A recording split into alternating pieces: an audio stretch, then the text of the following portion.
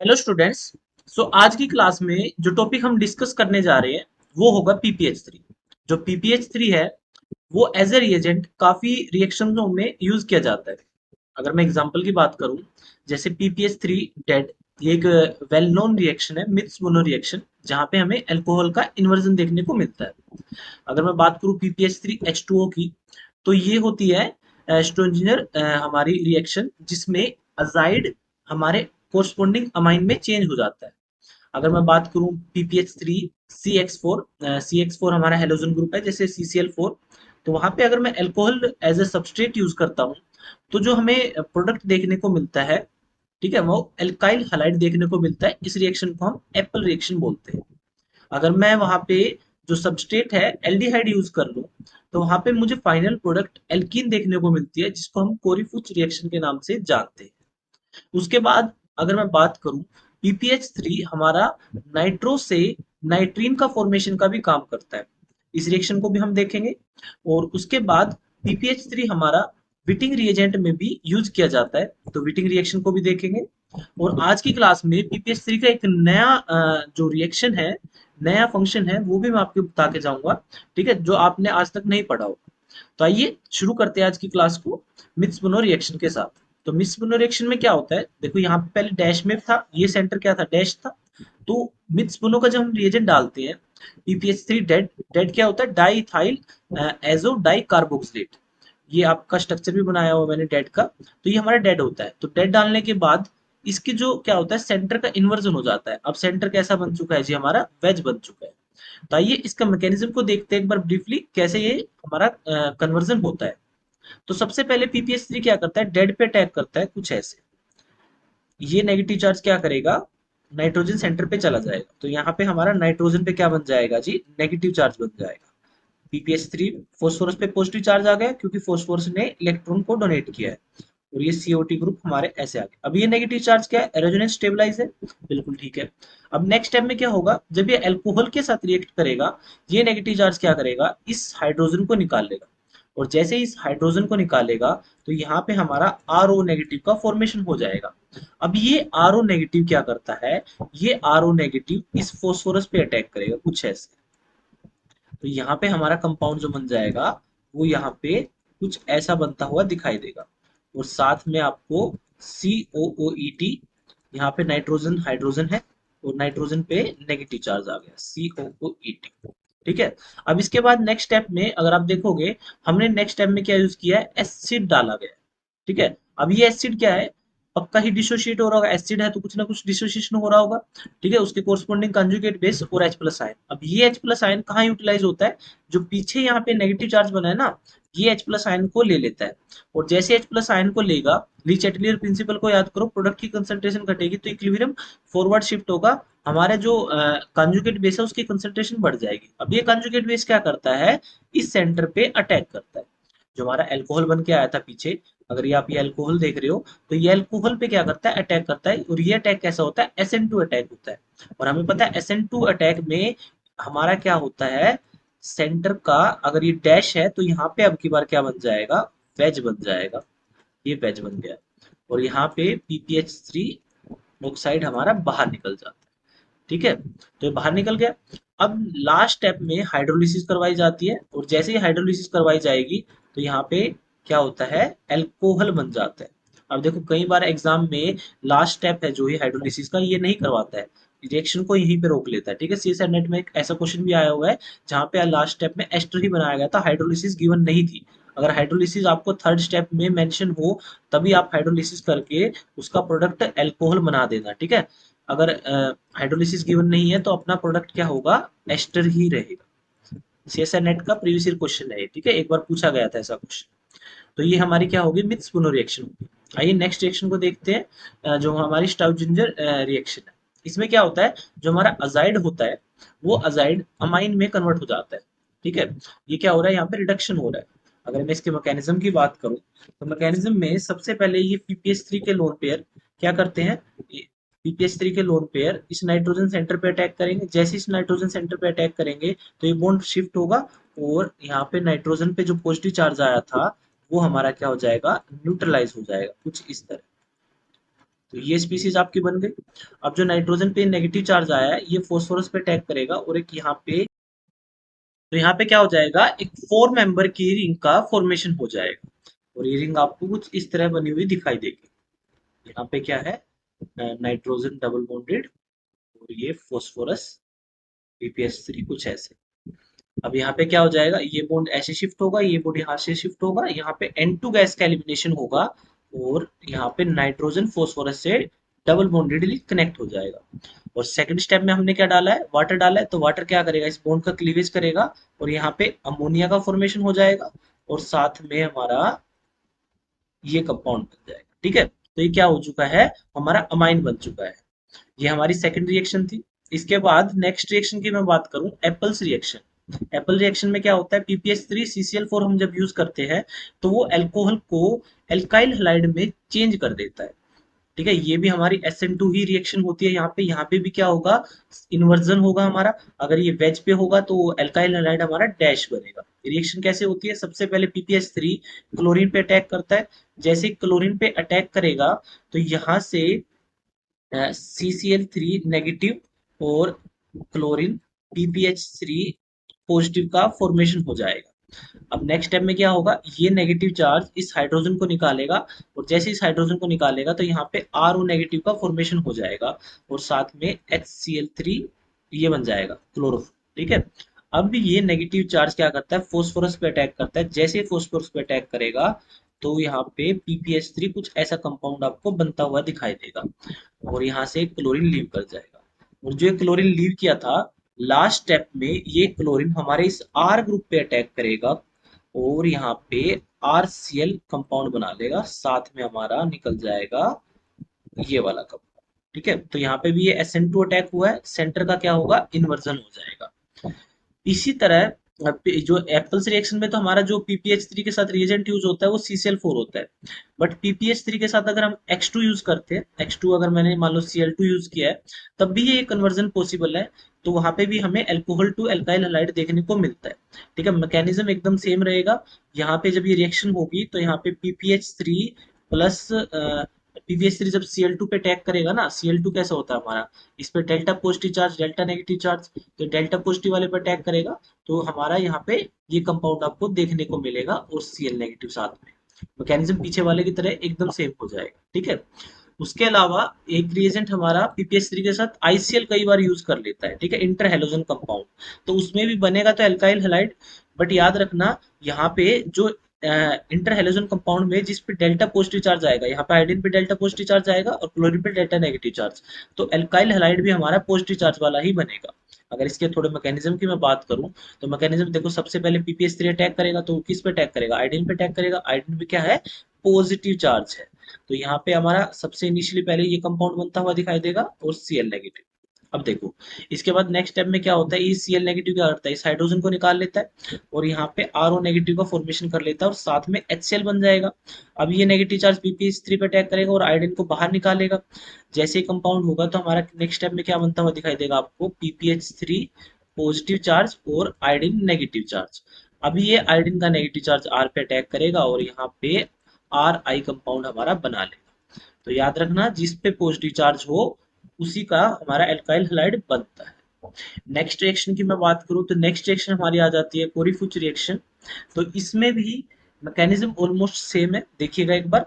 इसमें क्या होता है, कीटोन जो हमारे कार्बोनिल कंपाउंड है, कीटोन या एल्डिहाइड। ठीक है, जनरली इसमें एल्डिहाइड ही यूज किया जाता है। ठीक है, कीटोन नहीं यूज किया जाता, कीटोन भी कर सकते हैं बट कीटोन में एक स्टेप से ही रिएक्शन जाएगी, हमारा प्रोडक्ट कुछ इस तरह देखने को मिलेगा। बट जो एक्चुअल कोरीफुच रिएक्शन थी उसमें एल्डिहाइड ही यूज किया जाता है और लास्ट स्टेप, लास्ट प्रोडक्ट हमारा क्या होता है, एल्काइन होता है। तो 2 स्टेप प्रोसेस होती है। देखिए, आइए इसका मैकेनिज्म देखते हैं एक बार कि किस तरह कीटोन एल्काइन में चेंज हो जाता है। सबसे पहले हमारा पीपीएच3 क्या करेगा, इस ब्रोमीन पे अटैक करेगा और यहाँ से CBr3 नेगेटिव और Br और पीपीएच3 का फॉर्मेशन कर लेगा। फॉस्फोरस पे क्या आ गया, पॉजिटिव चार्ज आ गया। अब देखो, जो CBr3 है ना, वैसे तो वीक न्यूक्लियोफाइल है बट ये स्टिल क्या कर देता है, पीपीएच3 पे अटैक कर देता है और यहाँ से ब्रोमीन को बाहर निकाल देता है। तो यहाँ से ब्रोमीन नेगेटिव और हमारा पीपीएच3 का फॉर्मेशन हो जाता है कुछ ऐसे, पीपीएच3 पे पॉजिटिव चार्ज और यहाँ पे क्या आ जाएगा, CBr3, ये बन जाता है। अब ये बन चुका है। अब नेक्स्ट स्टेप में क्या होता है, नेक्स्ट स्टेप की अगर मैं बात करूं, देखिए नेक्स्ट पेज पे जाते हैं। तो नेक्स्ट स्टेप में क्या होता है, ये हमारा कंपाउंड बन गया था, यहाँ पे फोस्फोरस पे क्या आ गया, पॉजिटिव चार्ज आ गया। अब देखो जो ब्रोमीन नेगेटिव यहाँ पिछले स्टेप में बाहर निकला था, ये ब्रोमीन नेगेटिव, ये ब्रोमीन नेगेटिव क्या करता है, ये वाला ब्रोमीन नेगेटिव इस ब्रोमीन पे अटैक करता है। जैसे ही अटैक करेगा तो आपको यहाँ पे विटिंग टाइप का रिएजेंट बनता हुआ दिखाई देगा। ये हमारा विटिंग टाइप का रिएजेंट बन चुका है। अब इसमें जैसे ही मैं NaBlI डालूंगा, ये फर्स्ट स्टेप हमारा कंप्लीट हो चुका है। ये वाला देखो, ये कंपाउंड बन चुका है हमारा, विटिंग टाइप रिएजेंट होता है। ठीक है, तो सॉरी, देखो यहाँ पे ये कंपाउंड बन चुका है। अब देखो इसके बाद नेक्स्ट स्टेप में क्या होता है, नेक्स्ट स्टेप की अगर मैं बात करूँ, देखिएगा एक बार ध्यान से। नेक्स्ट स्टेप की अगर मैं बात करता हूँ, तो नेक्स्ट स्टेप में इसके बाद विटिंग रिएजेंट करवानी है, विटिंग रिएक्शन करवानी है। तो एल्डिहाइड जैसे मैं डालूंगा, तो अपने को पता है विटिंग रिएक्शन में क्या होता है, ये वाला कंपाउंड यहाँ से निकल जाएगा। अगर ये वाला कंपाउंड यहाँ से निकलेगा तो आपको विटिंग वाला प्रोडक्ट देखने को मिलेगा। ये बन गया है हमारा, फर्स्ट स्टेप के बाद ये प्रोडक्ट बन जाता है। देखो ये वाला बन चुका है, ये वाला प्रोडक्ट। अब नेक्स्ट स्टेप में क्या करते हैं, NaBlI डालते हैं इनिशियली। तो जैसे ही इसमें मैं NaBlI डालूंगा, ठीक है, तो यहाँ पे होती है metal halogen exchange reaction. NaBlI generally base है, आप सोचोगे NaBu पे जो नेगेटिव चार्ज है इस हाइड्रोजन को निकालना चाहिए, बट ऐसा नहीं होता, याद रखिए। कार्बन में हम मेटल हेलोजन एक्सचेंज रिएक्शन पढ़ते हैं, होता क्या है यहाँ पे, लिथियम इस ब्रोमीन के साथ चिलेशन करता है। तो जैसे ही चिलेशन करेगा, तो ये जो Bu नेगेटिव है ना, इस ब्रोमीन को ही निकाल देता है। तो ब्रोमीन के निकालेगा, तो जो आपको प्रोडक्ट देखने को मिलेगा, तो ये यहाँ पे क्या होता है, NBr बाहर निकल जाता है। ठीक है, उसके साथ जो प्रोडक्ट देखने को मिलता है, ये वाला प्रोडक्ट देखने को मिलता है। यहाँ पे हेलोजन की जगह हमारा मेटल आ चुका है, लिथियम आ चुका है, इसी को बोलते हैं metal halogen exchange reaction. Next step में क्या होता है, अल्फा एलिमिनेशन होता है। यहाँ से जैसे ही Br बाहर निकलेगा, तो यहाँ पे एल्केलाइडिन कार्बिन का फॉर्मेशन हो जाएगा। ठीक है, ये क्या हो चुकी है, हमारी एल्केलाइडिन कार्बिन बन चुकी है। अब इसके बाद नेक्स्ट स्टेप की अगर मैं बात करूं, तो नेक्स्ट स्टेप में क्या होता है, यहाँ पे रीअरेंजमेंट होता है, जिसको हम FBW रीअरेंजमेंट भी बोलते हैं। फ्रिच, ये हमारे साइंटिस्ट के नाम है, फ्रिच और ड्यूटनबर्ग और वेसल रीअरेंजमेंट। अब इसमें क्या होता है, जो हमारा ये वाला हाइड्रोजन है, ये सिग्मा इंसर्शन दिखाता है, और जैसे सिग्मा इंसर्शन दिखाएगा, यहाँ पे एल्काइन का फॉर्मेशन हो जाएगा कुछ ऐसे। अगर लास्ट स्टेप में मैं कोई इलेक्ट्रोफाइल डाल देता हूँ, तो इस हाइड्रोजन की जगह हमारा इलेक्ट्रोफाइल आ जाता है। ठीक है, तो ये हमारी होती है कोरीफुच रिएक्शन, जिसमें कीटोन से हमारा फाइनल प्रोडक्ट एल्काइन बन जाता है। आइए नेक्स्ट रिएक्शन को देखते हैं। नेक्स्ट रिएक्शन में PPH3 क्या करता है, नाइट्रो ग्रुप को नाइट्रीन में कन्वर्ट कर देता है। अब ये कैसे होता है, देखियो, PPH3 क्या होता है, हमारा ऑक्सोफिलिक होता है, उसका काम क्या होता है, ऑक्सीजन को निकालना। अगर आप सिंपली समझोगे तो PPH3 इन दोनों ऑक्सीजन को आराम से निकाल लेगा। ठीक है, आइए मैकेनिज्म को भी देख लेते हैं एक बार। सबसे पहले PPH3 के लोन पेयर क्या करेंगे, इस ऑक्सीजन पे अटैक करेंगे। अब देखो यहाँ पे नाइट्रोजन ने 5 बॉन्ड बनाए हुए हैं, एक बॉन्ड कोऑर्डिनेट है, जिसको हम ऐसे भी दिखा देते हैं, नाइट्रोजन पे पॉजिटिव चार्ज है और ऑक्सीजन पे नेगेटिव चार्ज है। तो जैसे ये ऑक्सीजन पे अटैक करेगा हमारा PPH3, तो ये बॉन्ड यहाँ पे शिफ्ट होगा, जो नाइट्रोजन के हमारे जो पॉजिटिव चार्ज है उसको न्यूट्रलाइज कर देगा। तो यहाँ पे कुछ ऐसा कंपाउंड आपको देखने को मिलेगा। PPH3 फॉस्फोरस पे क्या आ चुका है, पॉजिटिव चार्ज आ चुका है। ठीक है, अब ऑक्सीजन पे क्या आ जाएगा, नेगेटिव चार्ज आ जाएगा। अब ये ऑक्सीजन का नेगेटिव चार्ज, देखो ये वाला नेगेटिव चार्ज की बात कर रहा हूँ, ये नेगेटिव चार्ज जैसे वापस आएगा, यहाँ से हमारा फॉस्फोरस ट्राइफिनाइल ऑक्साइड बाहर निकल जाएगा, और हमारा जो कंपाउंड आपको बनता हुआ दिखाई देगा, वो कंपाउंड कुछ इस तरीके का दिखाई देगा, नाइट्रोसो कंपाउंड बन जाएगा हमारा। ठीक है, अब देखो इसने एक ऑक्सीजन को बाहर निकाला। अब दोबारा जब PPH3 अटैक करेगा ना यहाँ पे, तो PPH3 क्या करेगा, इस ऑक्सीजन पे अटैक करके यहाँ से इस ऑक्सीजन को भी निकाल देगा। और जैसे इस ऑक्सीजन को निकालेगा, तो यहाँ पे आपको नाइट्रीन का फॉर्मेशन होता हुआ दिखाई देगा। यहाँ पे क्या बन जाएगा, नाइट्रीन बन जाएगी। ये हमारी क्या बन चुकी है जी, नाइट्रीन बन चुकी है। ठीक है, अब नेक्स्ट स्टेप में क्या होता है, CSR नेट का प्रीवियस ईयर क्वेश्चन ही है ये। ठीक है, अब देखो यहाँ पे पीएच रिंग थी ना, इस पीएच रिंग को मैंने पीएच हमारा बेंजीन रिंग बना के लिख लिया। अब नेक्स्ट स्टेप में क्या होता है, जो बेंजीन की पाई इलेक्ट्रॉन डेंसिटी है, वो इस नाइट्रीन पे अटैक करती है, क्योंकि नाइट्रीन हमारा क्या है, इलेक्ट्रोफिलिक है नेचर में, इलेक्ट्रॉन डेंसिटी नहीं है उसके पास, इलेक्ट्रोफिलिक है। तो यहाँ पे जैसे ये अटैक करेगी, तो ये वाले लोन पेयर क्या हो जाएंगे, नेगेटिव चार्ज में कन्वर्ट हो जाएंगे कुछ ऐसे। और जो आपको कंपाउंड बनता हुआ दिखाई देगा, मैं बना देता हूँ एक बार, देखिएगा। ठीक है, जैसे अटैक करेगा, तो यहाँ पे आपको पॉजिटिव चार्ज बनता हुआ दिखाई देगा कुछ ऐसे, ये बन जाएगा।